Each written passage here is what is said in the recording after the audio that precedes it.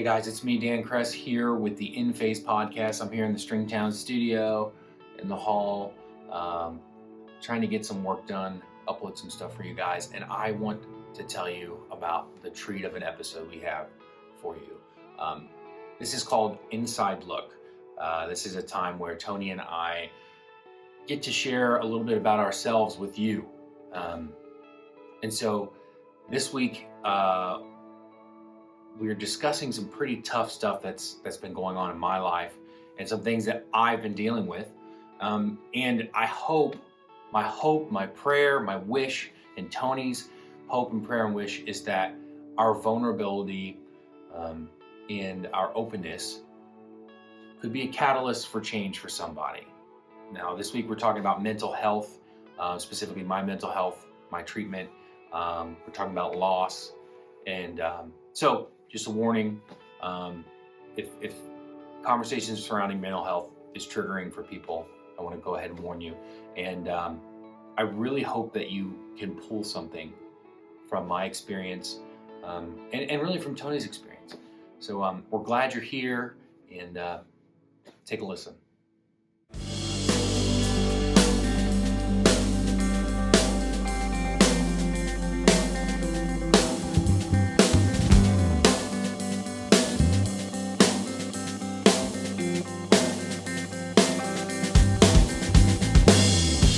Hey everybody, welcome back to the InPhase podcast. If this episode sounds a little different right off the bat, that's because it is. This is just a one-off episode, no guests, just Tony and I talking about stuff that's actually happening in our lives. Yeah, we work really, really hard here at the InPhase podcast to try and bring a friendly voice to those who are dealing with a lot of common stuff. And this is something that's very near and dear to us because Danny dealt with it here just in the last few weeks and months. So listen in.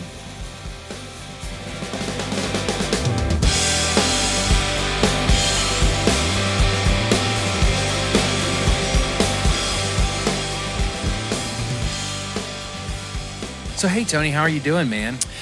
Dano, I am doing really, really well. I've just been crazy busy and loving life, Yeah, so speaking of crazy busy, some crazy stuff happened to you in a car recently. Oh my gosh. So I was inspired because your ability to just not lose, after hearing the stories of your car troubles recently, I would have lost my mind. I would have lost my mind. How did you do that? Well, I think. So first, tell us what happened. I think I got lucky, actually. Just caught me in a good moment with, some good spirit. But some call it luck. Some call it. I thought I'd be way grumpier after not drinking for a year, but it's working out okay. So, we were actually out here at the studio, and this was I don't know how many weeks ago. month and a half ago. Yeah. And I was heading home and excuse me. I was heading home and just honestly, just to be very transparent, I was getting off the highway, came through a green light, came up and it was green turning and then it turned yellow. And I just went ahead and punched it I had plenty of time. I went ahead and punched it. You tried to beat the light. We've all tried to beat the light. Yeah. If you're listening to this, raise your hand if you've ever tried to beat. Everyone's raising their hand. Right. They all tried to beat the light. Everyone in the world. Mm-hmm. In the world, right? Bangladesh. But someone else was also trying to beat the light. Yes, and unfortunately, he was turning. Mm-hmm. And so he literally just turned right into me, and we just, his front right corner, my driver's side front left corner, boop, and it wasn't. I mean, we'd had enough where the impact was nil, but it was enough to crinkle in the bumper and to, by the tire and do some damage to the headlight. Nobody was hurt. We pulled over and exchanged information, and then I called the cops and had the guy beaten. No, I'm kidding. Yeah, right. Flogged. Yeah, that's right. And it's always good to, have friends on the police force. I'm just going to say that. Right. We're non-judgmental. We're open to everybody and everything, but it's always better to have friends than enemies. I'm just going to say that. Right. Okay. Yeah, I think that's a good statement. So then fast forward 4 days later, I am down in the Smoky Mountains hiking with my son and some guys in my small group. In a different vehicle. Different, my wife's, Your wife's my wife's vehicle. vehicle, and a big old SUV, and we're down there, and we parked at a place called Big Creek Trailhead, which is like you go off like Highway 40. If you know Smokies at all, you're kind of on the south side, on the other side of the ridges from Gatlinburg, and you're kind of out in the middle of nowhere. You're right on the border of North Carolina. And we went out for a couple of days and came back in, and we come back in. I hop in the car, we're all stinking smelly, been 2 days out in the woods and, hiking and no showers or anything. And we're ready to go into Gatlinburg, get a hotel room, excuse me, and get a nice meal after hiking about 20 something miles. And lo and behold, I hit the gas and just hear this. I mean, like, what the hell? and I thought maybe. So this is a Toyota Sequoia. Yeah, Toyota Sequoia, 5.7 liter. Yeah, and I've got the same engine in my truck. Yes, you do. It's a good one. It's a beast. It's a good engine. It's a thirsty pig of an engine, but it's a good engine. And so Toyota does a really good job of making it not sound like a big V8. Yeah. Until someone does what they did to your Sequoia. And But you basically short pipe it, and then it sounds like a NASCAR vehicle. yeah, right? so they cut the catalytic converter off. Yeah, all four of them. Yeah. So there's 4 converters in there. Yep. There's 2 Ys coming out of the heads, and then they also cut the fuel line. By mistake, just right, in and out. just hitting the cable, cable of Sawzall, and cut the fuel line, cut the sensor lines. And so I tried it again thinking, well, maybe there's just something backed up. Maybe, I don't know, maybe a rat climbed up in the muffler. You're out in the middle of nowhere. And, right. Who's going to do that out in the middle of nowhere? Right. And we had taken our time hiking out, and there was another group with us, and they were a buddy of ours had driven a truck down that was an overland truck, and they were already gone. So we were thinking, oh man, so maybe they didn't get hit. Maybe they didn't have the issue, because it obviously was vandalism. And you could see where that could happen possibly frequently, right? Out in the middle of nowhere, parking lot full of cars. They know they're not coming back. They could go in there at 3 a.m. and zap however many cars they want. Right, because you guys were out in the trail for a while. Yeah. I mean, we're 10 miles in, not hearing anything, up in some camping sites that, the locations that they have in the Smoky Mountains that you can camp, and they have like the bear protection. It could have they could have done it as soon as you guys walked away from the truck, for all you know.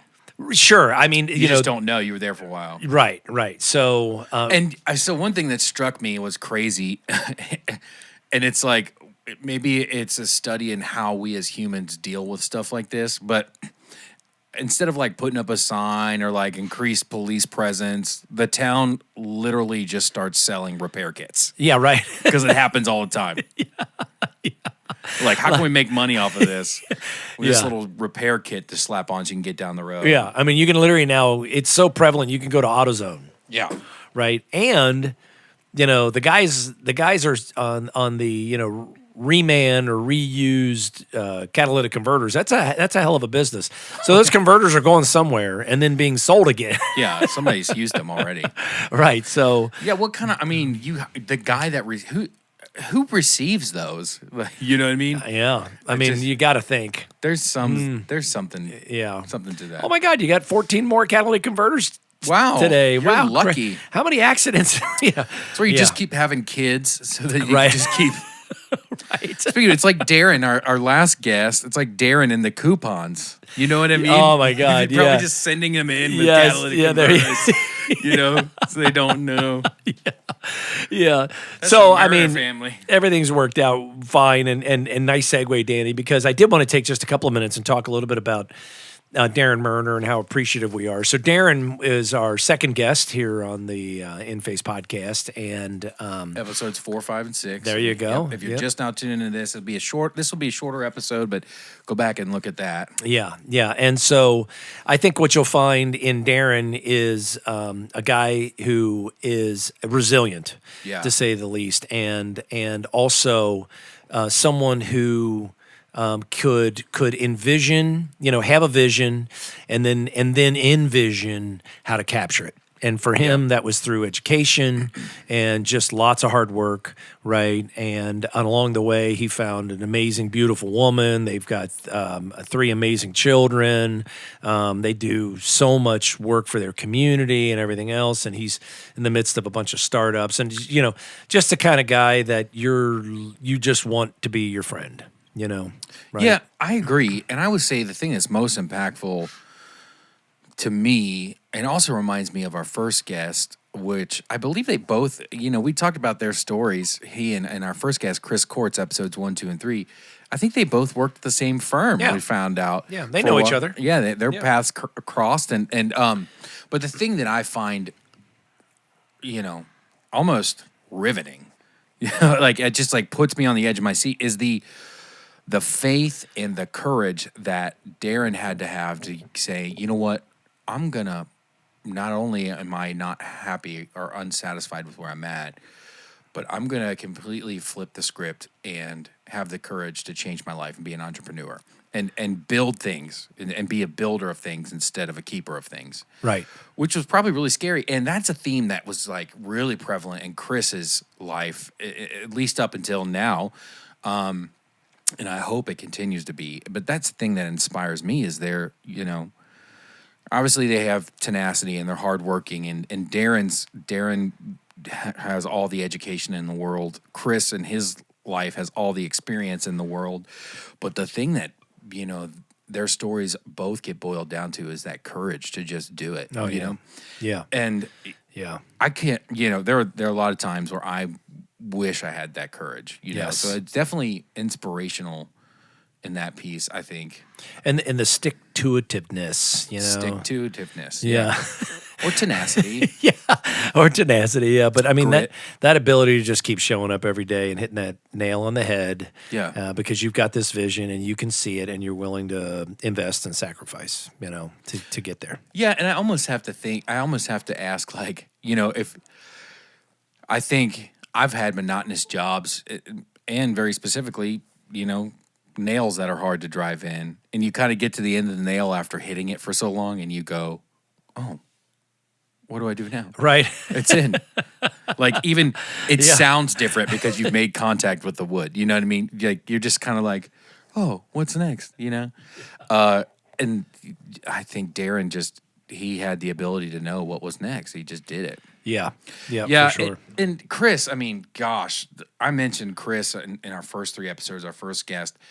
I think, man, the thing that really gets me going and that I resonate with is just kind of how he was raised in the childhood. And I think I didn't realize, I know that when you and I said, hey, let's do a podcast, this is the vision. Wouldn't it be cool if we did this together? And we were kind of talking through it.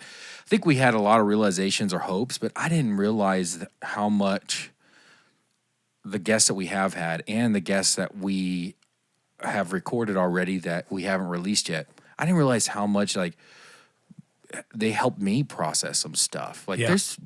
and I hope that continues to happen, and I hope that you have the same experience. I'm sure you do, but like, just things that maybe I've been holding on to for a long freaking time. You know what I mean? Yeah. Like Chris and his upbringing, just hearing a story of, like, growing up, I was the only kid whose parents were divorced. Yeah. Crazy. I was the only kid that I knew of that ever felt poor or ever felt like I just felt different. Yeah. Circumstances were different. Even the way my family interacted and talked and the things that they were passionate about, the meals, the type of meals we ate, you know what I mean? Like, it was just different. And hearing Chris's story laid out the way it was, I think it was kind of healing for me to have somebody that was like, that had walked the same shoes, Yeah. or very similar shoes. And I don't know. So, yeah, I think. Well, and let's break that down, just if you don't mind. Let me ask you a couple of questions. Sure, there, I'm for it. Let's do it. Because some of the things, and again, if you're listening, you got to go check out the Chris Courts episodes, episodes 1, 2, and 3. season 1, and because there were a surprising number. So number 1, you guys look like brothers. Right. I think I told the story, and forgive me if I have, but it's just the best depiction of how similar we look. Especially now, he got LASIK, so he doesn't wear glasses anymore, and I got poor man LASIK. I got contacts, so we still look alike. The world doesn't know the difference. Yeah, right. But right. the best but you story, do, Dan. You do. The best story I have about that is we working on motorcycles, and it was actually a Yamaha XS50 in '85 with a magneto. So you both love motorcycles. Both love motorcycles. Yeah, go ahead. Working on this, and this bike doesn't have a battery in it. The magneto, basically, the bike powers itself with the magneto and alternator after you kick it over. So Right. we're working on this project, Right. and we're both really into it. And his wife walks into the garage, and we both stand up and look at her, and we're standing next to each other. We're both wearing dark jeans, black jean jacket, a black and white hat, black dark rim glasses, and she legit didn't know which one was Chris at first. Like it took her like more than a second. And you could see, Cuckoo. Yeah. And so it's just funny because we are. So anywho, yes, we do look alike. Yeah. So you guys look alike. You've got a thirst for a couple of very similar things. Mountain Dew. Music, Yeah, for sure. right? Motorcycles. Men. No. Sorry, I was trying to go with something that rhymed, but right. Well, Mountain Dew. Mountain Dew. Right. Yeah, there And we I go. think I don't Great think job. I think you're thinking of alliteration, not rhyming, but that's okay. Thank you, Dan. Thank you, Dan. I like this new Dan. This is Yeah. amazing. Anywho, yeah. So motorcycles, yes. Music, yes. We're both bass players, yes. Our faith, we both have our faith, yeah. Yeah. You believe in something larger than yourself, namely Jesus. Yeah. And you both have amazing wives. True. Do you both have 3 kids? We both have 3 kids. Oh my gosh. And So he's got 2 boys and a girl. I've got 2 girls and a boy. holy smokes. Yeah. And And hold on, the odd child is the middle child. whoa. Yeah, so there you go. And your birth dates. Tell that story about how your birth dates are the exact same number but different. Yeah. No, we're close. We both were born in '88, just a few months apart. I think his is like July 15th and mine's September 15th or something crazy or something Wow. like that. But yeah, very similar. But then, the stuff that, so it's interesting because I came from, and it's a big blessing as far as like who I am. And I think also some of the challenges we heard coming out of Chris's story and what we're going to talk about with you in just a few seconds also have probably turned into blessings in some way, shape, or form because I think people have benefited from the fortitude that's come out of your life and your character. But when I was growing up, I had 3 sisters, so it was 4 kids, mom and dad. They loved each other. The odd spat and tiff here and there. Lots of drama with the girls in the house. It's And it was a great, middle income American family living in northern Kentucky and loving life, right? Yeah, for sure. And I knew a couple of kids whose family had been divorced. It was still kind of that you don't talk about it or ask or anything. It was very different. That was the same vibe in the '80s and early '90s too. Yeah. You just don't talk about it. Right. And then, and I never really thought about some of the things like all that uncomfortable. So number 1, just socially, you're the divorced kid, right? Yeah. Number 2, that play that goes on between the parents, and you're kind of a pawn. Yeah. Being used unintentionally. And I think, in Chris's episode, we talked about that. And you said, do you guys think you're a pawn? And obviously, yes and no. Like I said, we want to be honest here. And I don't ever want to. And my parents, like I said, will listen to this. I don't know if pawn's the right word. But no, but it was. To me, yeah, I felt like it. Yeah. You're just in a spot where you just don't. How do I describe it? So if you ever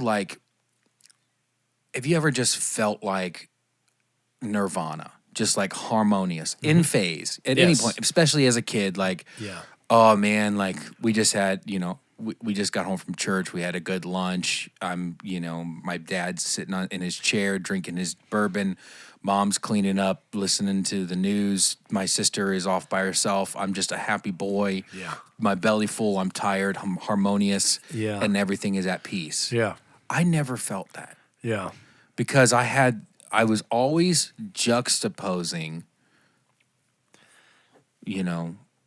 lifestyles, and nothing was ever going to be good enough because at the end of the day, I never had the same experience as my friends. So there was always this little like mole in my head going like, no matter how good it was, there was always this little mole in my head going, well, it could be better. Your parents could be together. You know what I mean? Like, and then, I grew up, my parents, my stepmom or my stepdad, my stepmom and my mom all smoked. They were all smokers. Mm-hmm. So I had that added thing of like, my parents, they quit smoking later in life. But like elementary school. So I was the divorced kid. And then I was the kid who smelled like smoke, Mm-hmm. like, I was a stinky kid. Yeah. I wasn't dirty. It was just, you smell like smoke. So there's always all these things that just told me I was different. Mm-hmm. You know what I mean? There was no harmony. Right. Right. And,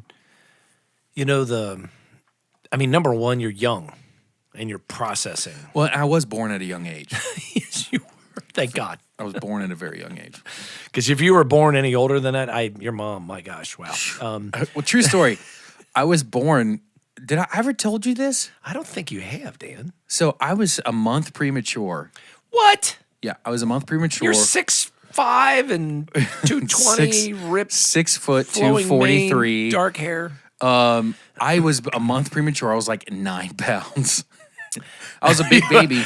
You were a month premature and you were still 9 pounds. Yeah, I was a big baby. Wow, because yes. my dad, everybody in my family's big, big guys, broad, tall.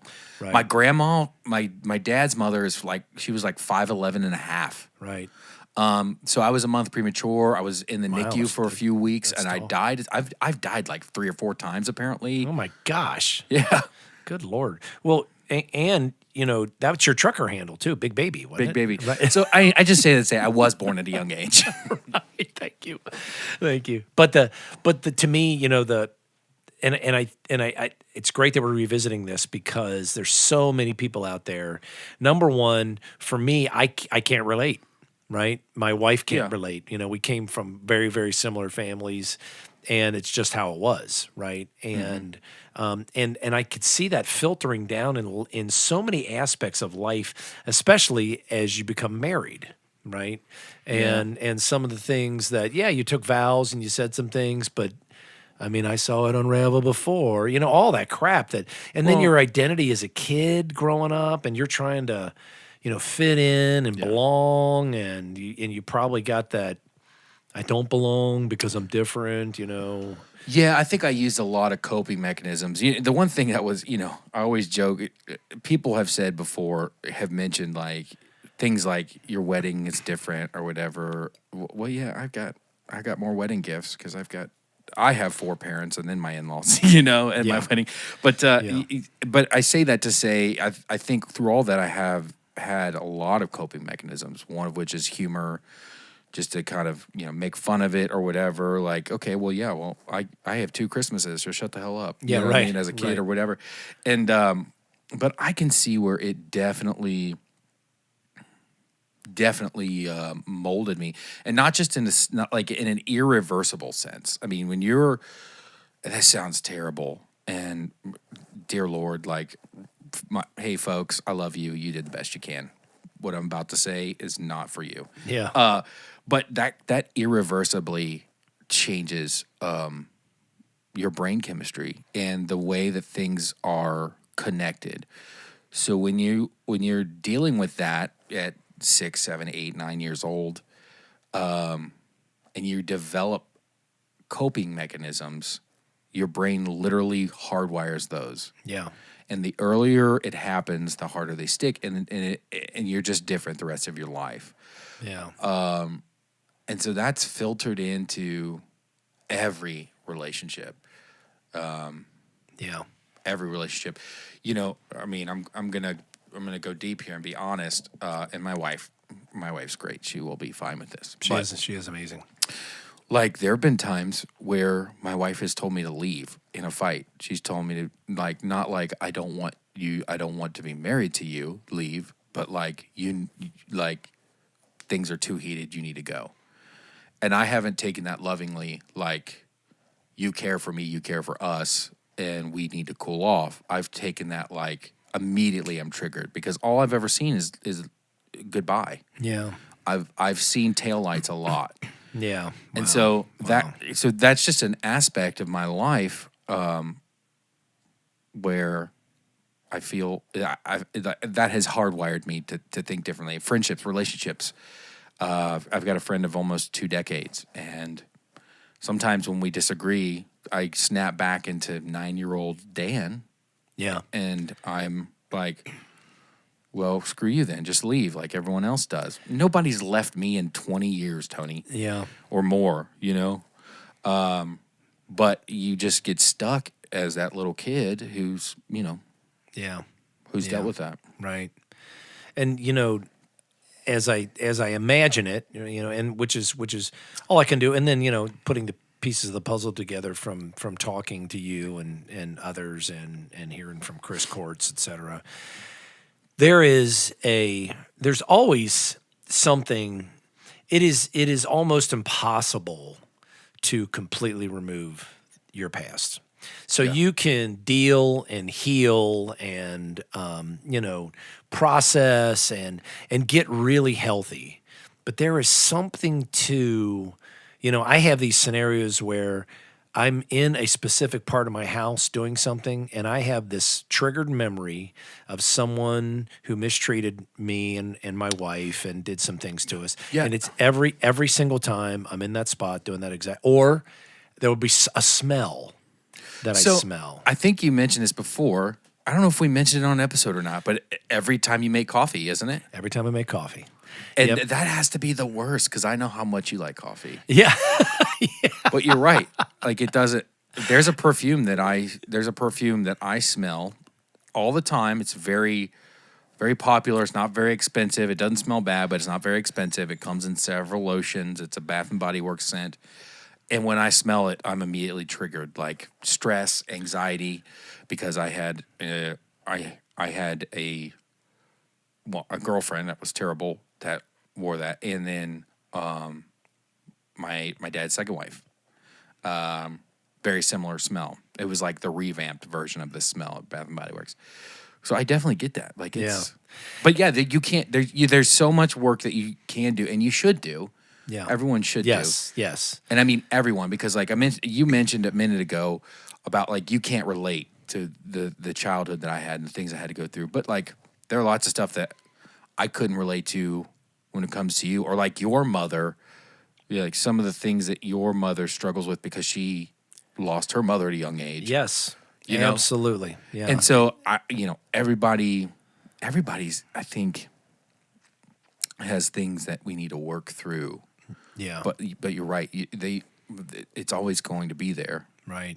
You know. And so the reason I say all that is because, you know, people that are listening and guys like you and Chris and Darren so far, and we're going to hear from our buddy Trevor here soon, and Beth, you know, they've all had stuff that happened to them, and a lot of it was when they were younger, right? And very could have been extremely formative.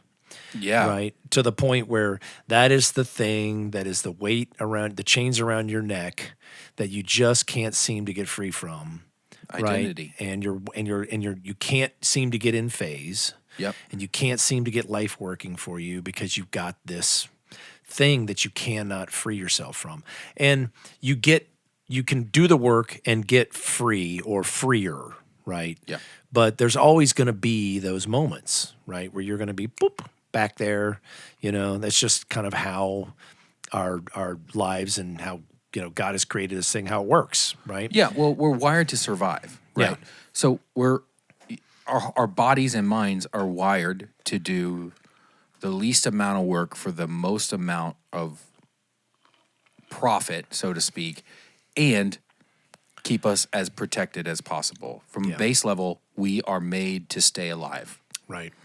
And you know, it's that desire, that need to stay alive, to stay protected. I think I've had where like I've gotten a lot, and we'll talk about. I think we're kind of leading to some new changes that I've had, and Yeah. but I've had instances where I've gone like years. I've done therapy, and I've been in ministry for a while too, off and on.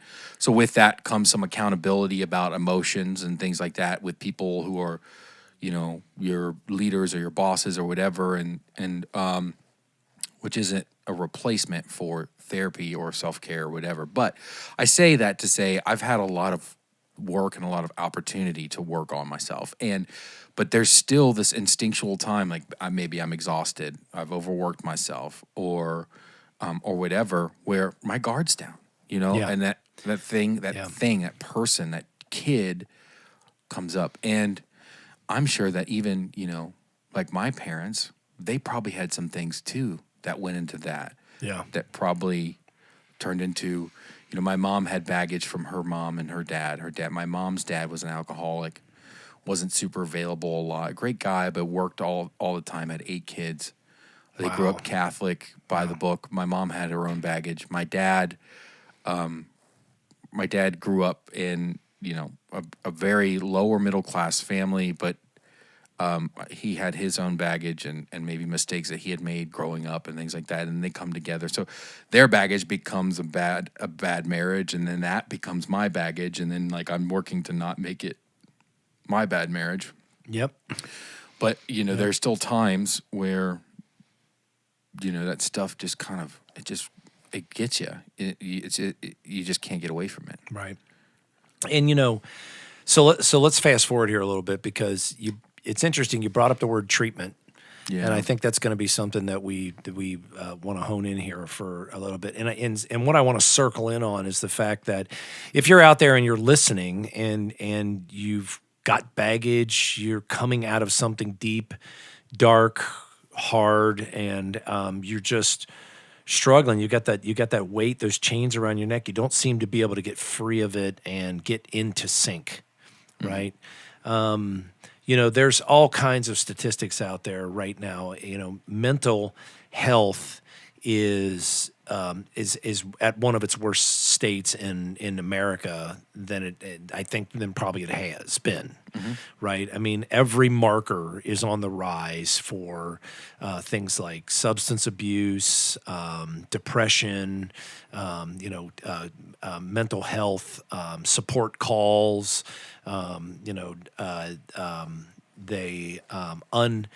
unmet treatment, right? Yeah. So people that have been diagnosed and still are not being treated, whether they can't get sufficient treatment or they choose not to, all of these numbers are growing, and it's growing all the way from middle teens all the way up through every age class.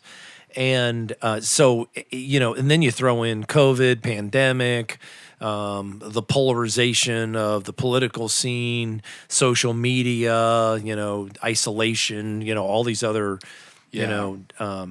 impacts. And it just is this stacked, heavier, negative, more, right? And so I just wanted to spend a few minutes with you and just ask you to kind of open up, because I know you've been on a little bit of a journey here over the last 18 months. Yeah.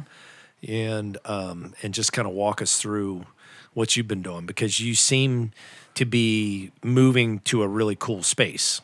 Yeah, and it feels like it too. I think for a while, before I get into where I'm at now, I think for a long time, I have just not felt, actually for, the better part of 25 years, I just have not felt like everyone else. And we've talked about maybe it's depression, maybe it's this or it's that.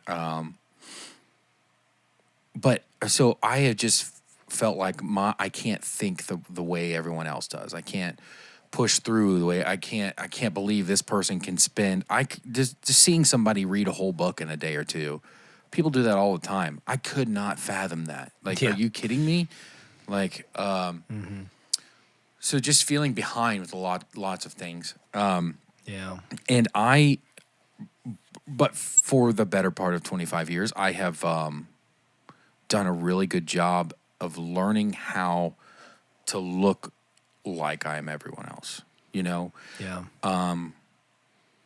So that's like some coping mechanisms in terms of like in situations where I feel like I am anxious or I feel like I could be like the butt of a joke or I don't measure up, or if I'm in a room of people that make a lot more money than I do or have bigger degrees than I do, you know what? I'm going to be better and funnier than all of them. I'm going to be, you know what I mean? Yeah. Like, and so that kind of stuff's been my coping mechanism. Yeah. And so I have done a really good job of looking normal, but what happens when you do that is, and you can do all the podcasts and record all the music and be on every stage and even be in some boardrooms and do, all the things and meet lots of people and have a great life and look in phase. But what happens is your looking in phase at the end of the day is an exhausted, kind of tattered person who doesn't have margin for the people that need them. Yeah. And that was really evident on June 6th of 2021. What happened? So June 6th, 2021 was Sunday. Let's rewind that Wednesday before. I get a phone call that night from my stepdad. And he said, "Hey, Danny, your mom," he's crying. And he says, the EMT's here. Your mom's not looking good. And that's all I got. Yeah. And I said, "What?" He said, "It's not looking good." And I said, "Can you give me more information?" He said, your mom was asleep on the couch. We had just had a nice dinner, had a nice conversation. We were laughing. She was asleep on the couch. And she kind of grimaced and then hit the floor, and she hasn't been breathing since. And so they took her to the hospital and all this stuff. And several days later, on June 6th, my mom passed away. Yeah. And Never reached consciousness again, right? No.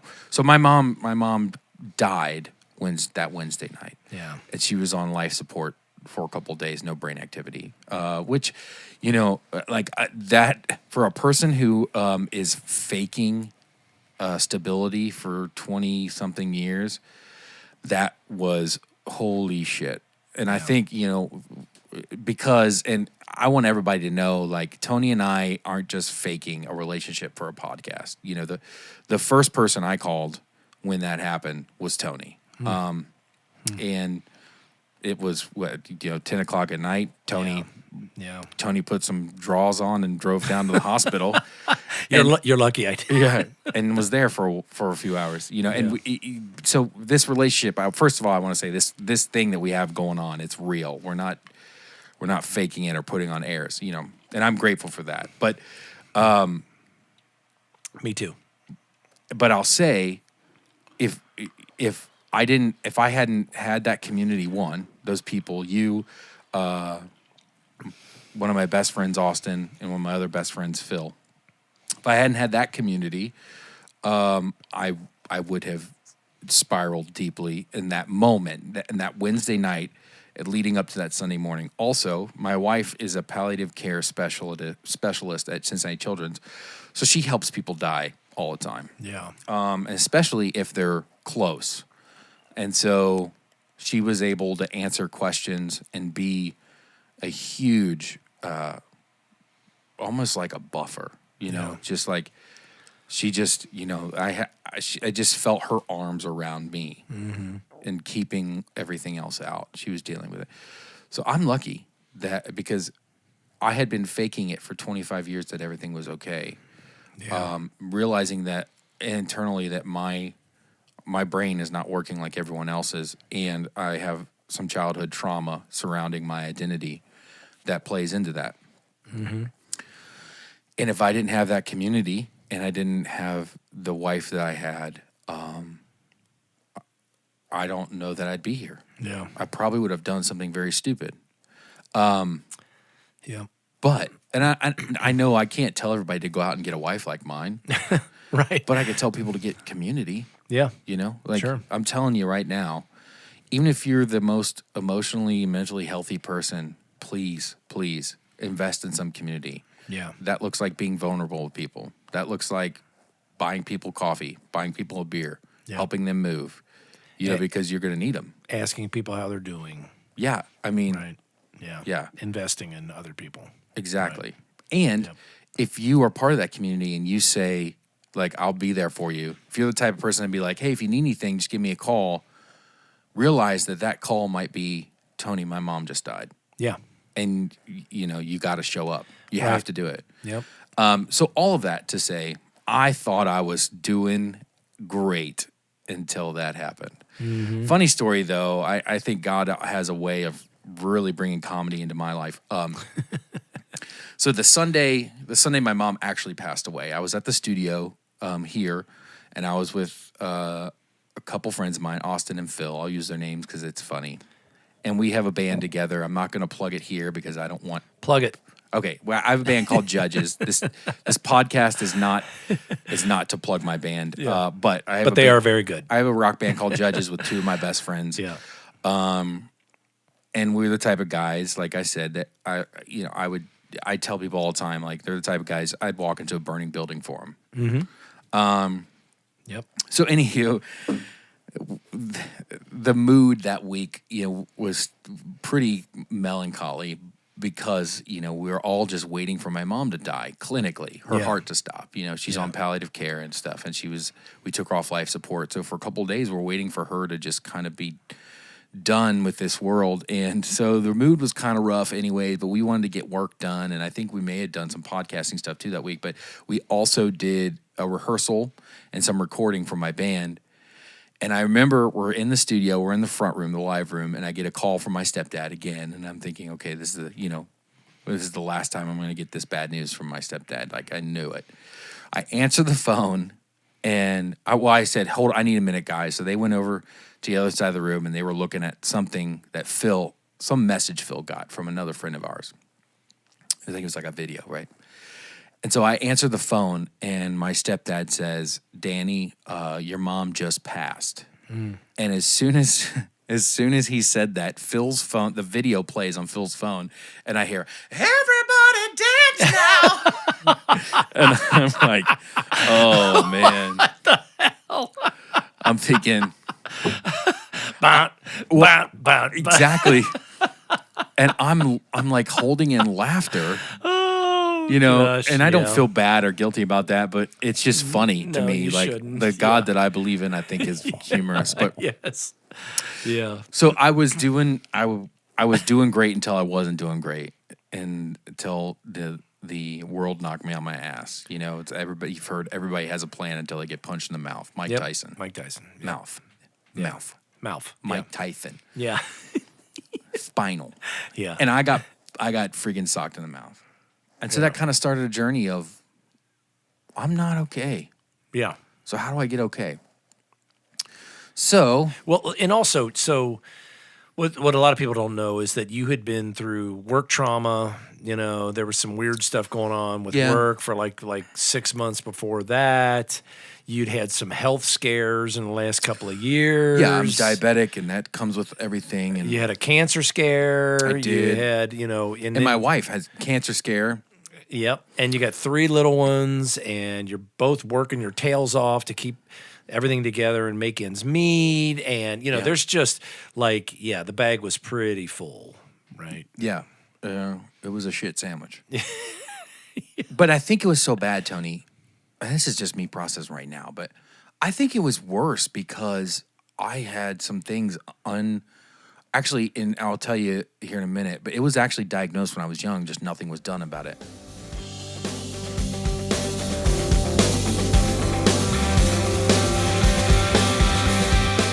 Music for this week's episode was brought to you by my band, The Band Judges. Stream us anywhere you stream music, and find us at Instagram at the band judges, or on Facebook.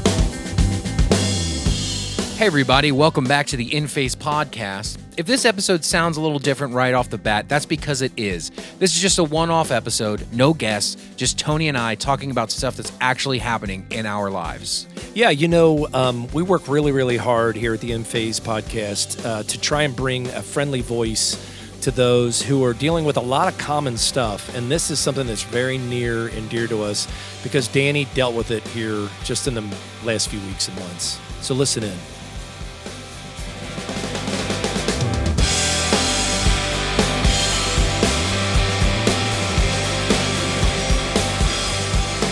I had some things untreated that I think it wouldn't have been such a shit sandwich.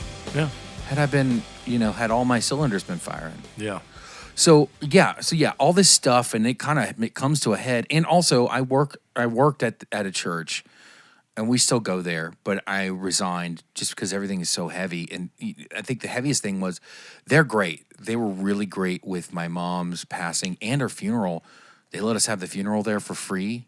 Yeah. And they took care of us, and we have a great community care team at this place. And I get messages like, "How are you doing?" And which is great. But my mom didn't get buried. My mom was cremated. She didn't have a gravesite. So the gravesite for me was the chapel of this church that I went and worked at every day. Yeah. So it was like going to my mom's funeral every day. Yeah. So that just compounded everything when you're trying to. I keep just trying to put veneer over life, right. put in, it's just, And so I talked to my wife and I talked to my doctor and I said, "Hey, I think there's a problem. There's a problem. Things are not hitting it. Not going well." And then recently I had a heart attack scare. Yeah. I had to be rushed to the hospital. I was in heart failure from a medicine that I was taking for my diabetes. And so my world is just spiraling out of control. And I'm to the point where not only mentally is it, because I could hide the mental stuff. It would just gas out on my family at night. I could hide that from the world, but I couldn't hide a heart attack. No. I can't hide uncontrolled diabetes because of a stress lifestyle. Right. So it kind of started August 7th. I'd made a decision to quit smoking, quit using all tobacco. Yeah, good for you. I remember the last time I used tobacco was with a friend of ours named Lindsay. It was a menthol cigarette, and it was behind a stage that you were singing on. That's right. At a Catholic festival. At a Catholic festival. That's right. I decided to cut my alcohol by, 75%. Wow. But I didn't quit like you did. I mean, come on. Yeah. That's because it's you're tough. smarter than I am. But I got to a point where I didn't need to drink alcohol. It was only like, "Hey, would you come over for a drink?" "Yeah, I'll be there." Yeah. Because you were polishing off a little bit at night, right? Oh, Just yeah, to kinda, yeah. Oh, yeah, Just to be able to get some sleep, yeah. Yeah, I mean, and back in 2012, 2013, I was probably going through 2 or 3 1.75s a week. Wow. Yeah. That's a decent amount. Yeah, I had a problem. Yeah. And so, but anywho, fast forward, so I'm just not doing great. I'm not, I decided to talk to my doctor about it. And I'm like, I got to figure something out. I said, here's where I'm at. So as a kid, I was diagnosed with ADHD. Nothing happened. Nothing. We didn't do treatment. And I have a lot of anxiety and some depression. And I think the root cause is I can't focus. I can't function. I can't get ahead vocationally. I feel like a failure because my brain just doesn't work like everyone else's. Yeah. And I said, I am asking if we can do something about my ADHD finally and see if the other stuff gets better. Yeah. because I don't want to be on SSRIs. I've done that before, which people are What are SSRIs? something Reptec, something. No, but what's It's the for function? depression. Yeah, yeah. So yeah, That's right. it right.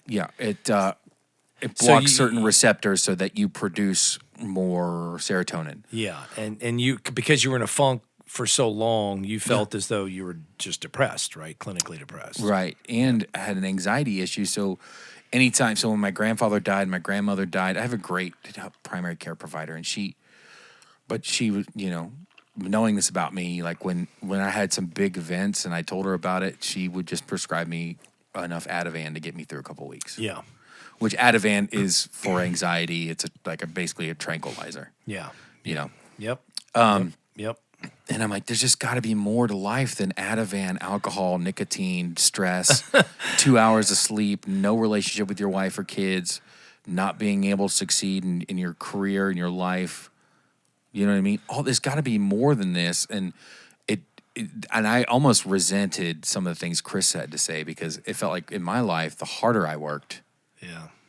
I just couldn't work hard It enough. wasn't work. And you're doing this InPhase podcast. Right. And I felt like a liar. But here's the thing though. I think it's like what has saved me or is saving me, and I hope that other people have that realization that something we say or talk about helps them. Yeah. And that's funny really quickly because, sorry to interrupt you, but everyone I have talked to about this podcast, I have settled in on the fact that I have benefited so much and learned so much that I frankly don't care if anybody hears us. Right. Like, I just want to keep doing this because every person, it's amazing that every human being I've ever come across has an amazing story to tell that I can personally benefit from. Yeah. There's that much value in somebody. So sorry I interrupted you. But No, you're fine. Yeah. And so I decided to talk about it. Yeah. Which was that's one thing. Number one, I think it's really easy when you're in a situation like I was in for so long to assume that the hill is bigger than it is. Yeah. And so there's nothing I can do about it. So I might as well This not is just try the way to. life is. Yeah. Right? This is going to be this way. So please, if you feel that way, talk to someone about it. Yeah. Because what I thought was anxiety, depression. I've been told I'm on the spectrum, ADHD for sure. But I just thought that was like the cool disease that kids had when they were hyper in the 90s. That was funny. Yeah. That's what all the fat funny kids had. That's what I was. A fat funny kid that had ADHD. Yeah. Right. All these things that I thought it was, and it turns out. So fast forward, I talked to my primary care, and I said, "Hey, I think I want to do something about this. Do I need a referral from you to go see psychiatry?" And she says, "Absolutely not." She said, "Well, maybe for insurance or whatever. I don't know." But she says, "You just pick who you're comfortable with. Let me know, and if we need to get you in, I'll do whatever I can." Yeah. Again, she's great. My wife precepted under her when she was in school. So we have a really great relationship with my primary care. And of course, my wife's in healthcare. She's not in primary care anymore, but she's primary care licensed. So she's got a lot of primary care and adult psych connections. So she asked around, and we just found a guy that was, I think actually she may have talked to Mandy too. Every provider she knows, she asked. Really? Like, I want to find the best group team for my husband. Yeah. And I realized not everybody has that. And I'm sorry. Not everybody has that luxury. Right. And I'm sorry. Yeah. And that is unfair. However, there are still means. You just got to talk to somebody. Yeah. If you don't have a doctor, you can find a doctor. Right. And the way healthcare is now, I mean, you can Affordable Care Act, there's something more figure outable than you living in hell. Yeah. And so let's hover on that just real quick. Yeah, for because there are, we talk a lot about how these themes continue to bubble up, and I think this is one of the themes that maybe we haven't spoken to specifically, but you must be your own advocate. You have to. Have to be. And we're going to talk about that, and I think in a few more guests, we have Beth, and we kind of open up. So just to set the scene, we've got a whole. This episode that we're recording now. You're going to hear it soon, but it's coming out after we've recorded this whole first season. So just know that some of this, I was struggling through some of this stuff while we were even talking with some of our guests. Our next guest, Trevor, is going to be crazy. Yeah. And then Beth after that talking about basically a lot of it's like being your own advocate because you will die if you're not. Yeah. Right. And right. and we kind of talk about my diabetes in that episode, but yeah, you have to. And I know how hard it is. I know how scary it is. I was telling you today, Tony, about having the courage to go to the Verizon store. Yeah, right. You know, I know how insurmountable it all feels. Right. You know, and it's like the Jim Gaffigan joke. Do you want to know what having however many kids he has, like say 5, for me 3. Do you want to know what having 3 kids is like? Imagine you're drowning, and then someone hands you 3 kids. Like that's what life feels like. You know? Yeah, right. So if yeah. I know, so I just say that to say it's not fair. It's not fair, and I'm not going to act like it's fair, and I'm not going to act like it's easy, and you just need to pull yourself up by your bootstraps. But you don't need to do that every day. You just need to do that one day. Right. And you know, there is something about action, right? I mean, you got to be your own advocate, and usually the universe. You know, it's funny because a lot of people, I get the sense, they're just waiting for like the universe to deliver them out of something. Well, yeah, but I think you're right. But I think I get lost in the, you know, can't you just do something? Don't like the universe or God or whatever is not just going to hand you stuff. But I think a lot of people feel like they've tried everything. Yeah. But whatever's going on with their mental illness has told them they've tried everything, but it's really 20%. Yeah, right. You know? Right. And so, you know, we'll have the opportunity to continue to talk about this because, and hopefully our folks will, you know, the people who are listening to us will tie in this because what we're all about here at InPhase is to try and get those out there who are listening. Number one, we want you to have a friendly voice in your life that lets you know that you're not alone. No matter what you're dealing with, you're not alone. There are hundreds of thousands of millions of people, Dan and I included, who are dealing with the same shit. Yeah. Right? And you're not alone. And don't listen to the voice or the head trash that says you don't belong, you're alone, you don't add up, you know, blah, blah, blah, right? Because that's a trap and it's bullshit. Yeah. Right? And the other thing is there are some things you can do, right? You can get into motion, sometimes physically, right? Right. It can be that simple as getting up and getting into movement, picking up the phone, connecting with someone, looking into the issues and problems, and then starting to follow up around that, right? Just some things like that. So we'll have some themes, right, that we're going to continue to ping and repeat about that. And we want to make sure people are checking it. And on our website, on the InPhasePodcast.com, we will have some information about this as well. So we'll get that booted up once we get this episode to air. But the other thing I think that's really, really important, Dan, that I just wanted to hover on is that everybody that we're ever going to meet is going to have loss. Yeah, and that's tough. And I think, and I want to do an episode with a friend of ours. It's a friend of mine who lost his father when we were on the road together in music. But I think it's very important. Everyone has loss. If you haven't had loss, you will have loss. Yeah. That's the other thing. If you're going to get into community and have people snuggle up to you, you're going to lose somebody. Yep, you're going to lose somebody, or somebody's going to piss you off. Yep. Because we're not all the same, and loss can be divorce, breakup, estrangement from a relative. It can be death. Yeah.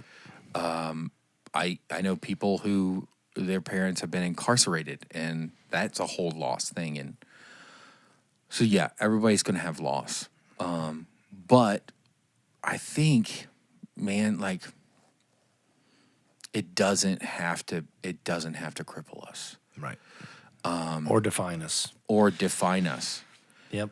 So so the end of the story for me, not the end of the story, the next chapter of the story. Yeah. And I'll tie this back to loss. So since June 6th, I have been very closeted, very quietly, just depressed. Just like not emotionally available for my kids, who their superhero was my mother. Not I've kept myself so busy so that I don't have to confront any emotion my wife may have about her guilt in the process of helping us let my mom die with dignity. So her saying, I think it's time we pull the plug. You know how much guilt surrounds that, you know? Yeah. Yeah. And so, when I decided to get some help for myself, I said, hey, let's treat this ADHD thing, or let's do an adult assessment. And because, things could have changed and this could be something else or whatever, but I guess I wanted to believe that was the least socially criticized thing. Like, if I told somebody I had depression, they would probably look at me like, it's just, I didn't want the societal faux pas. I wanted to believe it's ADHD and then I can conquer the rest by myself. Right. And first of all, that's terrible. I don't believe that. That was my own insecurities. But so I just said, I don't want anybody to mishear me and think that any mental illness is worse or better than the other. Right. But that's just where your mind is with mental illness sometimes. You just, you see things wrong. And so I went to a psychiatrist and, did the whole questionnaire thing. And, hey, tell me about your day. Like, what is, you wake up and you do this, and tell me about your workload, and tell me, how you handle stress. Okay, your mom died. Okay, tell me about that. How'd that go? And it started out as me going to this guy to get a prescription for Adderall. That was it for me. Yeah. And it turned out to be me going to this guy and being able to talk to someone for the first time ever. And then me coming to the realization and saying to him, hey, if I don't need to be medicated, like, I'm totally cool with that. I wasn't when I walked in here, but it feels good to talk to you. Yeah. And of course, my coping mechanism kicks in, and I crack a joke about, oh, you're getting paid to be my friend and stuff, but it still feels good. Yeah, right. You're kind of like an emotional prostitute. Did he laugh? Yeah, he laughed. Okay, good. Because it's fucking hilarious, pardon my language. I don't want to make light of prostitutes, but that's a solid joke. Right. Prostitution's terrible, but Right. that was a solid joke. Yes.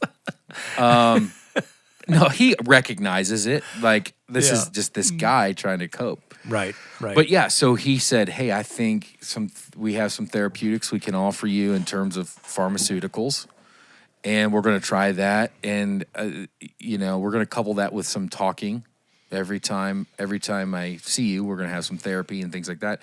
And so that's kind of where we've been. I've seen him a few times, more talking than anything, more kind of processing, and really just the first time in a long time I have felt available. I have felt listened to, and freedom to even just mess up my own thoughts. Yeah. And then, of course, so he says, okay, I think now's the time that maybe a prescription would help. So we're going to try this and see how you feel. And how did I put it to you, Tony? I think I said, I feel like the movie Limitless. Yeah. Like, I feel like the world has been opened up to me. I feel so much smarter. I feel like I can be successful. My recall is better. It's kind of like Joe Rogan and his alpha brain. You know what I mean? Yeah. Right. Yeah. We're not getting paid by Alpha Brain or Joe Rogan or anybody of that nature. But, it just feels like, I just feel like a human. Yeah. I don't feel like a sad puppy trying to, make things work. Right. And so Yeah. So a couple funny things. Well, first I'll say again, if you think you have something going on, whatever it may be, or you want to hurt yourself or whatever, Yes. talk to someone. And I don't mean talk to someone at the bar or mention it to a waitress or Right. or joke about it to a coworker. I mean, like, go to a doctor. Doctors are easier to find than psychiatrists, I know, and tell them you need help or talk to a psychiatrist or something. So talk to someone, please, because I felt like I was living in quicksand for 25 years. Yeah. Also, just because it seems like 17,000 things to you, the answer could be a lot smaller and a lot quicker. You know, I have put so much time and energy trying to be normal on my own when, you know, a team of professionals put a lot less time and energy into me than I put into myself over 25 years, and I feel 3,000% better than I ever have. So Right. the light that you don't see on the end of the tunnel is there. Believe that. Yep. Yep. And third, I will say that medication for anything is not a silver bullet. And so far, it's working for me. I feel great. You know, today my 3-year-old daughter looked up to me and said, "You're really nice today, Dad," or "Daddy, you're nice." Yeah.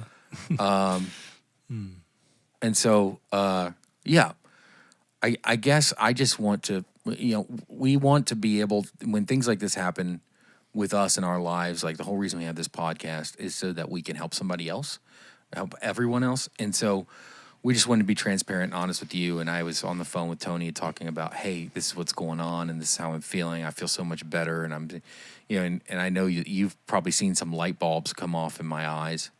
Yeah. And so we were just like, hey, let's talk about it. Let's talk about your journey.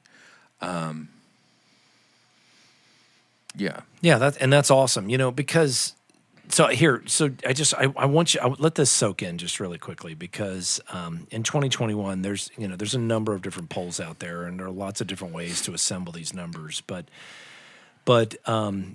as calculated by Mental Health America, there are 44 million adults right now that are suffering through some form of mental health issue.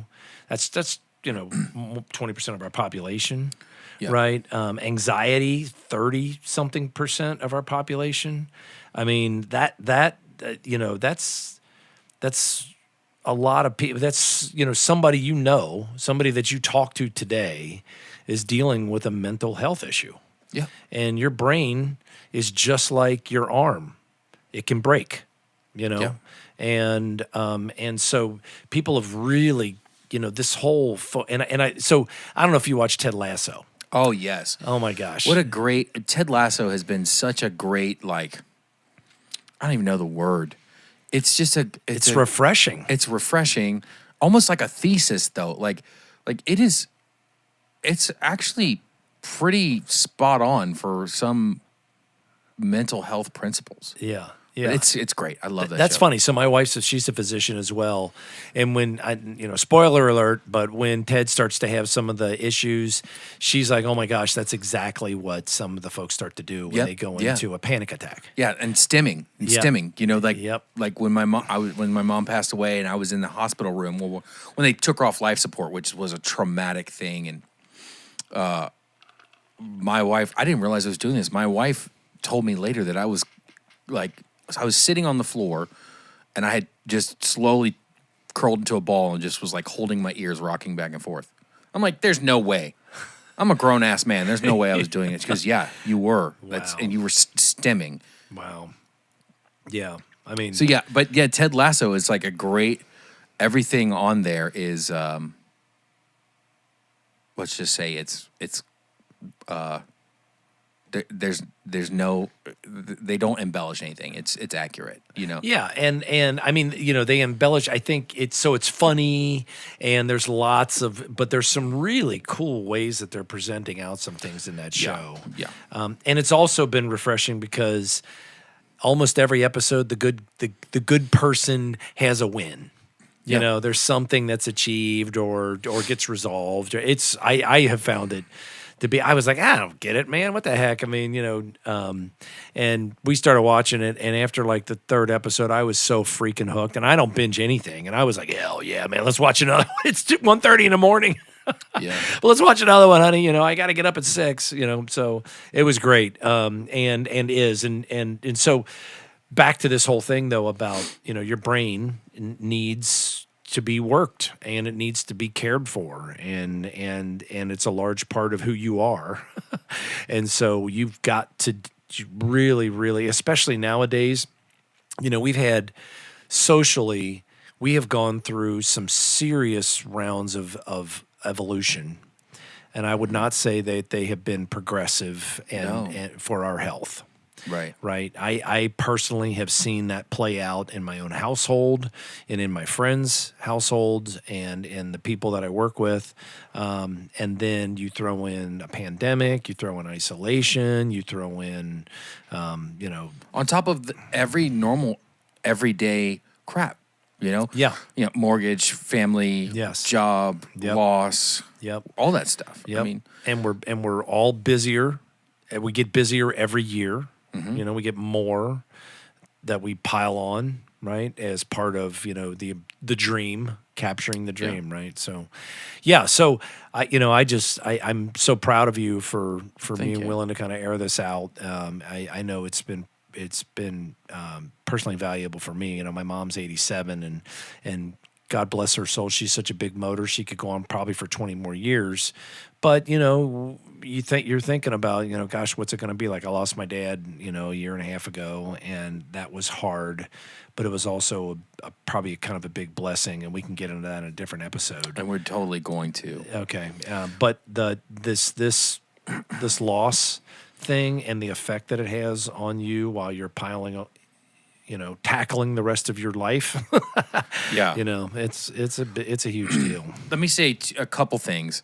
One, going back to, and I kind of set this up before. The brain is kind of like your arm; it can break. But and I'll say this: I thought I had all these things wrong with me, wrong with my brain, and Yeah. so like my diabetes, uncontrolled, my diabetes will cause kidney failure, heart failure, neuropathy, all these other blindness, all these things.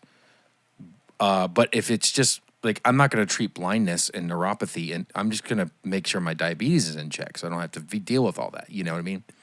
Yeah. And that's kind of how my ADHD story was.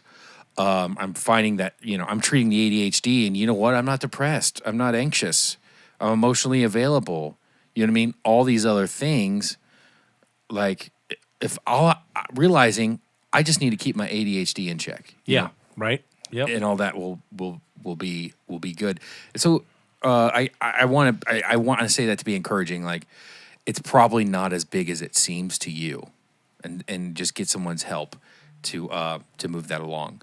And then the other thing I'll say is that speaking of ADHD, I'm getting a phone call and I'm so distracted. Yeah. Squirrel. Squirrel. The other thing that I will say is, oh my gosh, you were talking about your mom. Yeah. You were talking about. We're totally keeping this in the podcast too. Yeah. Okay. Good. I want this episode to be the only episode we don't put cuts in. Yeah. So, and I mentioned loss, Yeah. right? And I mentioned. Oh yes. So I realize too that the thing that saved my life and has turned things around for me, or is turning things around, was the loss. Was because if my mom was still here and I was still chugging along at that job and and some other things that have happened that wouldn't have happened or wouldn't have happened as seriously, Yeah. I would still be sitting at I would still be redlining and Right. But for me, it took an experience, Yeah. Yeah. it took kind of rock bottom. And I hate using that phrase, but it kind of took my bottom to bring me back to the top. Well, even to the point, and maybe I don't know, maybe this isn't the right time to talk about it, but it was even to the point where it was affecting your relationship with your mom a little bit, right? I mean, you guys were not no, like the day you weren't super tight, were you? no, it was getting rough. You know, there were just some things, and I'm getting older, and whole history there with feeling like a caretaker for my mom, and then she remarried my stepdad after being separated for years, which was great. But then all of a sudden now it's like I have no influence, and I'm like, wait a minute, I've been taking care of you, and now I'm supposed to treat you guys like mom and dad again, and you have advice for me instead of me having advice for you. Yeah, Yeah, which I, your mom, to be fair, is a survivor, right? I mean, she has dealt with a lot of things, substance-wise and other stuff, right? Yeah. In her life. So. Totally. Yeah. Totally. To be fair, yes, my mom was one of the strongest people. Let's not even say woman. Yeah. My mom was one of the strongest people I've ever had the privilege of meeting, let alone being related to and being the son of. Like, oh my gosh. But yeah, our relationship wasn't bad, but the day she died, she FaceTimed me in the morning, and I was in bed with our youngest. And it's a Wednesday. My Wednesdays are slow. I have our youngest by myself. I answered the FaceTime. It was just kind of like I didn't even put it up to my face. Just sometimes, I was just kind of in a play. I was just annoyed. Yeah. And she said, "I love you," and my response was, "Okay, bye." And I can never get that back. Yeah. Yeah. But, but that was, that kind of stress and that bottom was, oh, Dan got another phone message. no, that bottom, that bottoming out was what saved my life. You know what I mean? Yeah. Yeah. That's interesting. Yeah. That's And so interesting. I say that to say, just don't be afraid of it. Yeah. And don't be ashamed of it. Yeah. Deal. Exactly. And if you feel like you're a piece of shit and you're bottomed out and you're in the dumps, okay, then go get help. And if you're not ready, then you're not as low as you need to be. Right. And and now I have all these tools, and I have people that look and sound like me and have the same problems as me, and I have YouTube videos of people that post every day when they, this is my ADHD journey, and I don't, my relationship with my kids are better. Right. And all this stuff, and or even Christians are like, my faith is better because I don't feel like something that God screwed up. Yeah. So I've got all these amazing tools now. Yeah, that's great. That's great. I feel on top of the world. I'm excited. I'm excited to see what I can do, what we can do. What my family can do when I'm full steam, because I feel like everyone else around me's been full steam, and so now it's just time for me to pay him back. Yeah, awesome. Awesome. And I can't wait to see what this next part of your journey is going to be. I'm excited to be part of it. It's going to be pretty cool. Yeah, well, you're probably gonna have to tell me to slow down.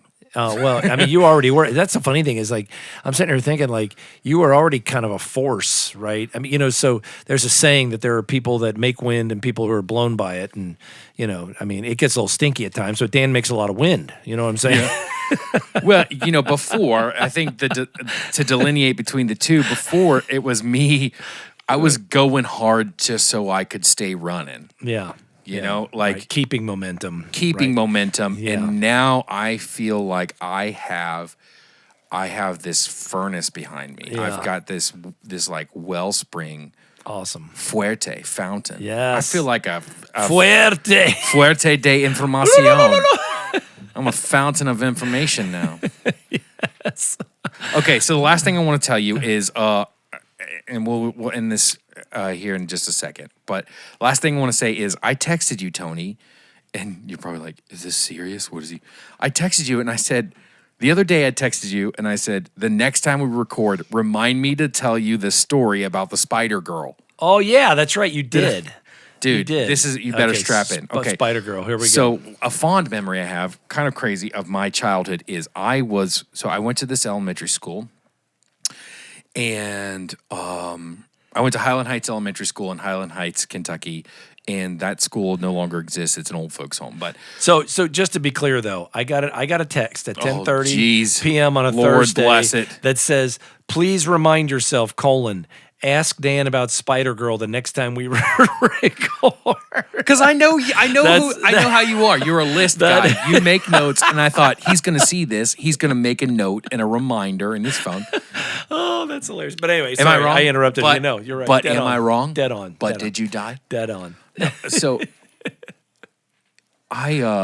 there was this kid. So I thought I was weird. Obviously, we've talked about that.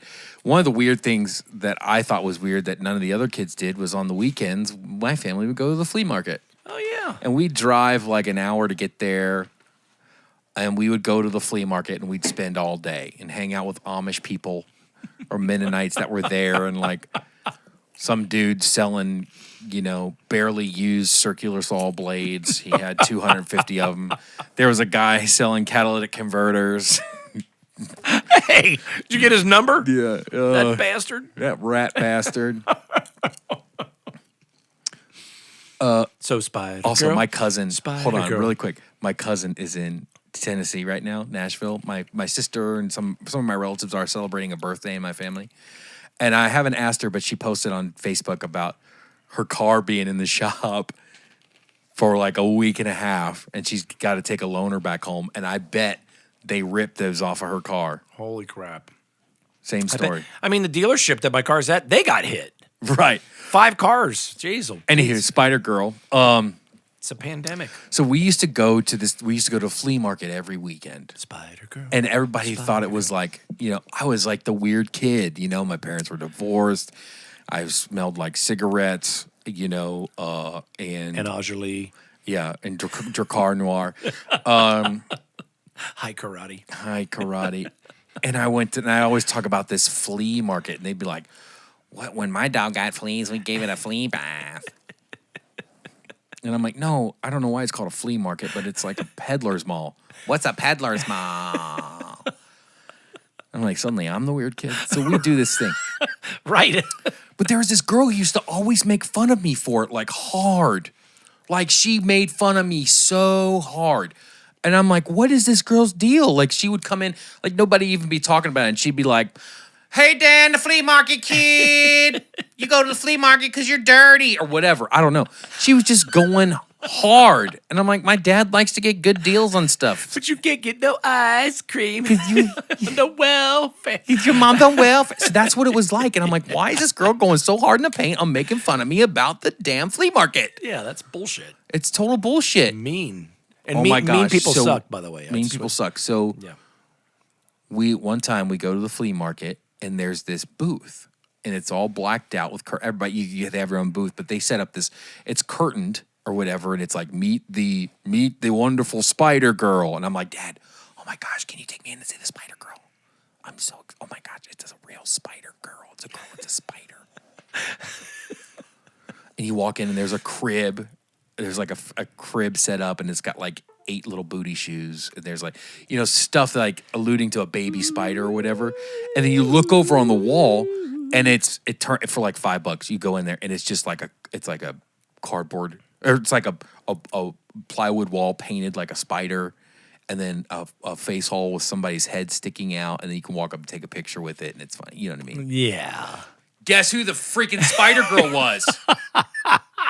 The chick that was making fun of me for going to the flea market. It was It was her. She had a complex because her dad made her be Spider Girl, and she knew I'd bump into her someday. So she thought, I'm going to make fun of him before he makes fun of me. Joke's on her. I never made fun of her. Wow. Never made fun of her. The next for Monday you. at school, though, oh, you better believe I gave her the whole back. Yeah. the eyes. Like, I know what you did last summer. Yeah. Yeah. And I think the fact that I never said anything about it made her more scared. Like when I walked in that room and I'm looking at the Spider Girl thing and I turn and I'm like, you. And then 12 years later, you guys got married. No. That is so weird. No, that's not it. So here's Spider Girl. Spider Girl, Spider Girl. Can you believe that story? That's like not even scripted. That's a real story. That literally seems like something I just. And she was like tall. She was the tallest kid in the class, and she was cute, dark hair, and It feels like an after-school special. Yeah. It literally does. you know, she had everything going for her, but her dad made her, you know, sit there for hours and be Spider Girl. And now you know. And now you know. I saw her later, and she was wearing glasses to show time had passed. No. Oh. So anywho, Tony, this has been great. This has been great. And you know, it feels great to hopefully to do more stuff like this, not in a microphone, talking about the stuff. Yeah. Because that's really what's helping the most. Yeah, the meds help. Yeah. But processing and being honest with myself and with other people, that's the real work. Yeah. Yeah. And you know, sharing. If you really think about it, Dan, the people that are out there listening to us, they are. I don't want to throw shade on what we're doing, but we are basically producing a friendship for them to be part of. Yeah. Right. And that's our hopes. Right. And so what you're speaking to about community, having people in your life, having folks you can lean on, and then getting out there and talking to folks, those folks in your life, they'll push you to go talk to people. Right. They'll give you ideas around, or they'll help you. They'll drive you. Right. They'll when you're down and out, they'll be the ones who get you groceries and take care of you. Right. Those kinds of things. And if you're struggling to find some friends, then, maybe take a look at actually how you're treating people. Right. There's some other things, like there's got to be some reasons that maybe we can make some changes or adjustments to, and some other stuff. And not to say it's all just you, but, just keep trying. Right. I mean, I think that's key and important. So I don't know, Dan, anything else you wanted to add before we round this bad boy out? No, because this has been awesome. I just appreciate you a ton. And likewise. Yeah. And relationships don't have to be hard if you just start with a mutual understanding of, hey, neither one of us are perfect. We're going to mess up, and we're just going to do the best we can to be authentic and be there for each other. And so I appreciate you and appreciate that about you. And, hey guys, I hope that you feel that from us, and some people may be able to bump into us in our town. Some people interact with us via Facebook, Instagram, our website. Some people may just only ever hear our voices and see our faces if we do a video of ourselves or whatever. Yeah. But just know that we love you and appreciate you. And, yep. All this is for you. Yeah. It's not for us. All this is for you, because we just hate to see anybody hurting. Yeah. Yep. So. Yeah. So, on behalf of the InPhase podcast and the whole crew and Dolores, working, everything in the back, all the magic in the background. Right. We just want to say thank you. Please check out episodes 1, 2, and 3 with Chris Kortz, and episodes 4, 5, and 6 with Darren Murner. How do you say his last name? Murner. Not Meowiner. Is it Darren Meowiner. Thor's hammer? No. Molinear. No. Hey, look at me. Murner. It's Murner. Yeah. Yeah. Murner. Please check those. Murner. And if you're listening to this, keep on checking it out, because we've got a bunch of guests for season 1. We're going to change some stuff up for season 2, but we've got a lot of stuff for you. We're releasing every other week, so we'll have a new episode coming out next Monday and or next Tuesday, right? And so stay tuned, and we're going to keep jamming, and we hope that you will too. And on behalf of InPhase Podcast, thank you so much for listening, and we hope to talk to you very soon.